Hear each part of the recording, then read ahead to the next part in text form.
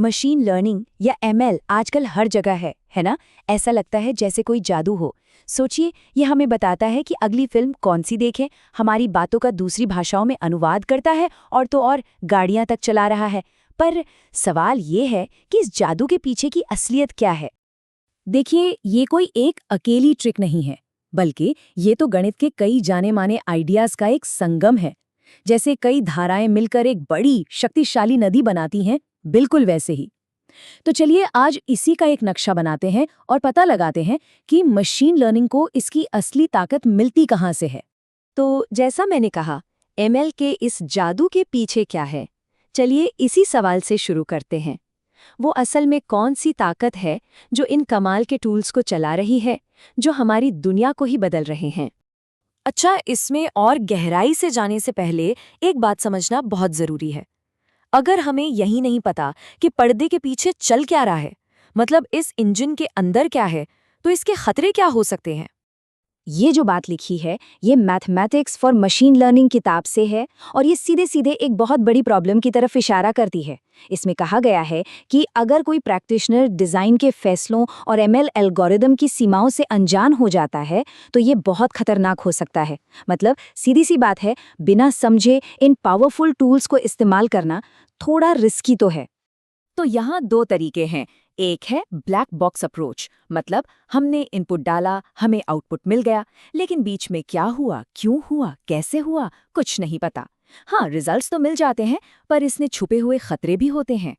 और दूसरी तरफ है बुनियादी ज्ञान, मतलब फाउंडेशनल नॉलेज। जब हमें पता होता है कि चीजें कैसे काम कर रही हैं, तो हम सिर्फ उन्हें इस्तेमाल ही नहीं करते, बल्कि हम मजबूत डिजाइन बना सकते हैं, प्रॉब्लम्स को ठीक कर सकते हैं और कुछ नया भी बना सकते हैं।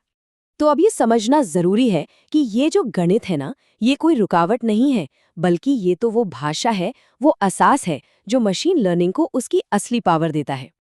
इसे ऐसे समझिए, जैसे कोई नई जबान सीखनी हो। हम सीधे सीधे बड़े बड़े वाक्य तो नहीं बना सकते हैं ना। पहले हमें अक्षर, फिर शब्द, फिर ग्रामर के नियम सीखने पड़ते हैं। बस एमएल और मैथ्स का रिश्ता भी बिल्कुल ऐसा ही है। तो ये है वो शब्दावली, एमएल की गणित वाली vocabulary. Linear algebra, analytic geometry, matrix decomposition, vector calculus, probability और डिस्ट्रीब्यूशन और कंटिन्यूअस ऑप्टिमाइजेशन। ये 6 वो मेन एरिया हैं जो मशीन लर्निंग की बुनियाद हैं। हर एक का अपना एक जरूरी रोल है। चलिए इनमें से कुछ खास पर थोड़ी और नजर डालते हैं। सबसे पहले आता है लिनियर अलजेब्रा। आसान भाषा में कहें तो ये वेक्टर्स और मैट्रिक्स की पढ़ाई है। ये वो भाषा है जिसका इस्तेमाल करके हम डेटा को एक तरह से स्ट्रक्चर देते हैं, उसे बदलते हैं। मतलब किसी तस्वीर के पिक्सल हों या नेटफ्लिक्स पर हजारों मूवी की रेटिंग्स, इतना सारा डेटा समझने और उस पर काम करने की ताकत हमें लिनियर अलजेब्रा से ही मिलती है। फिर आता है प्रोबेबिलिटी और डिस्ट्रीब्यूशन। देखिए, असल दुनिया का डेटा कभी भी एकदम साफ सुथरा या परफेक्ट नहीं होता। उसमें हमेशा थोड़ी बहुत अनिश्चितता, थोड़ा शोर होता ही है। तो प्रोबेबिलिटी वो टूल है जो हमें इस अनिश्चितता को समझने और मैनेज करने में मदद करता है। ये बताता है कि हमारे बनाए हुए मॉडल्स पर कितना भरोसा किया जा सकता है। और फिर आते हैं वेक्टर कैलकुलस और ऑप्टिमाइजेशन। इन्हें आप लर्निंग का इंजन समझ सकते हैं। यही वो चीज़ है जिससे मॉडल असल में सीखता है। ये वो तरीका है जिससे मॉडल धीरे धीरे अपने लक्ष्य की ओर बढ़ता है, सबसे बेस्ट पैरामीटर्स ढूंढता है। इसे ऐसे सोचिए जैसे कोई पहाड़ पर सबसे ऊंची चोटी पर पहुंचने के लिए सही रास्ता ढूंढ रहा हो। तो ठीक है, अब हमने भाषा के कुछ जरूरी शब्द सीख लिए।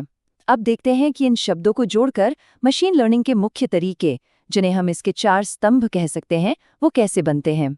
मशीन लर्निंग में ये 4 सबसे जरूरी काम हैं जो सीधे सीधे हमारी गणितीय नींव पर ही बने हैं। ये 4 स्तंभ हैं: regression, dimensionality reduction, density estimation और क्लासिफिकेशन। आप देखेंगे कि ज्यादातर एमएल एप्लीकेशंस इन्हीं में से किसी एक में आते हैं और हर एक की जड़ें उसी गणित में है जिसकी बात हम कर रहे थे। तो पहला स्तंभ है रिग्रेशन। इसका लक्ष्य क्या है?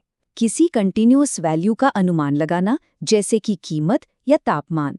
मतलब जब हमें किसी नंबर की भविष्यवाणी करनी हो, जैसे किसी घर का साइज देखकर उसकी कीमत बताना या फिर कल का टेम्परेचर क्या होगा ये पता लगाना।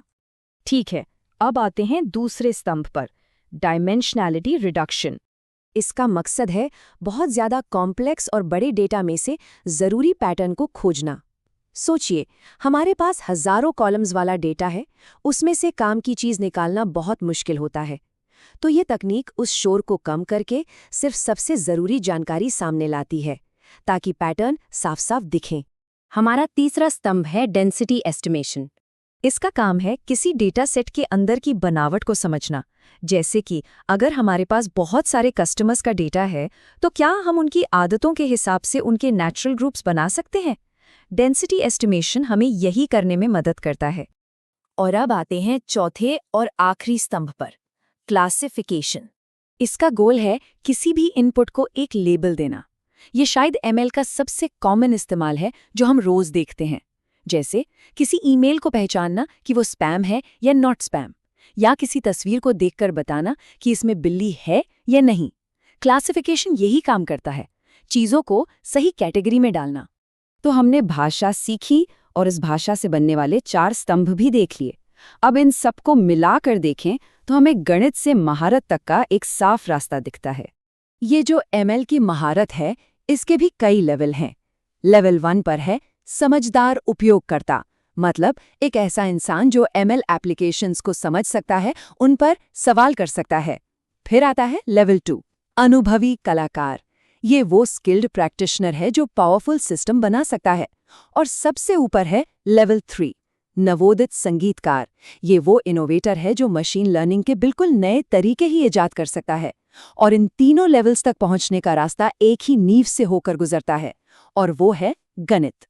तो बात साफ है, मशीन लर्निंग की ये दुनिया गणित की भाषा में लिखी गई है। ये कोई जादू नहीं है, बल्कि एक विज्ञान है, एक भाषा है। और आज हमने इसका एक नक्शा देखा।